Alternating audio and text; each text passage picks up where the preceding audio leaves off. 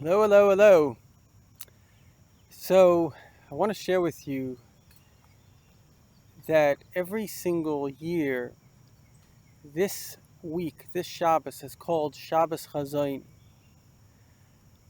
Shabbos Chazoin comes from the word Chazoin, a vision. We read the vision that God gave Yeshayahu, the prophet Isaiah, of the third holy temple in Jerusalem. Now, Rebbe Levi Yitzchak of Barditchev said that every year on this Shabbos, our soul in heaven sees the third holy temple. We know the Jewish people, in case you're not that familiar with Jewish history, had the first temple was built by King Solomon. It lasted 410 years. That's about um, that's about 1,000 years before our era. Um, and so that was destroyed by the Babylonians. And then the next temple was built by, I think it was Ezra and Nehemiah. They came back from Bavel. They brought back about 40,000 Jews. It was 70 years after the destruction of the first temple, as was prophesied. And they had a second temple, and that was for 420 years, eventually, unfortunately, destroyed by the Romans in the year 69. And so for about 2,000 years, we've been templeless. However, we know there's a third temple. And this temple comes from heaven. The first two temples, it says, was built by man, and therefore could be destroyed by man. The third temple will be built by God, and therefore can't be destroyed. Now, what is the purpose of the Holy Temple? The purpose of the Holy Temple, of course, is it was a place in which God communicated to man. We know when God told us to make the Mishkan, that was the kind of traveling temple in the desert that obviously existed for about 39 years from when they made it in the desert, and then eventually there were 14 years of conquering Israel. And then it was in the place called Shiloh. They actually had walls as opposed to the wooden walls before. They had stone walls, and that was there, I think, about 350 years. So now the temple ultimately served as a place, and it was a mushal, it was a paradigm of why God made reality. And the paradigm is, and this is very, very, very important to understand, every single philosophy and religion, in fact, even those that go against the religions, they all are based on the same mistake.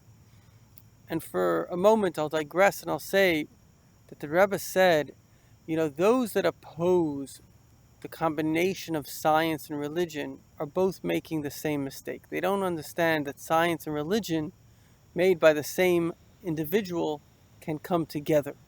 Science is about the what of reality, and religion, of course, is about the why of reality. They're two separate issues. Science doesn't address why, it just addresses what.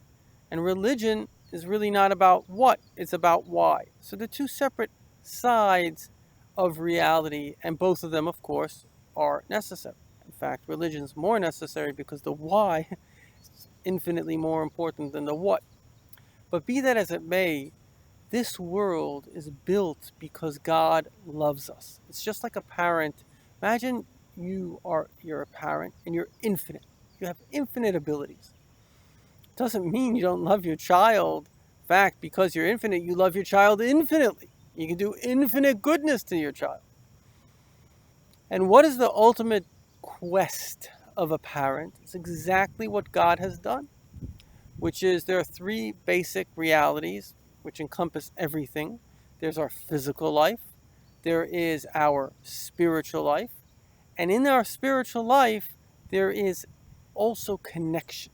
In other words, spirituality is not just about the fact that maybe God can do a miracle. Spirituality is mainly about the connection that you and God have. And many people, again, make this mistake. They think, how can a finite man be connected to an infinite God? And so what they'll do is they'll think, okay, well, we have to leave our dimension. So that's why in many religions, the saints, they basically leave materialism. But you think you're any closer to infinity if you left materialism? Infinity, the infinite spirituality and the rock are at the same level. So to infinity, the goal is not that you should leave reality, not that you should leave the world that he made, but rather that you should bring infinity into you. Just like a parent and a child. I have a child. Do I want my child to stop being my child, stop being his own personality? No. I want only that I should be able to connect, and I should be able to share, and I should be able to guide, and I should be able to give. That's exactly the relationship of God and man.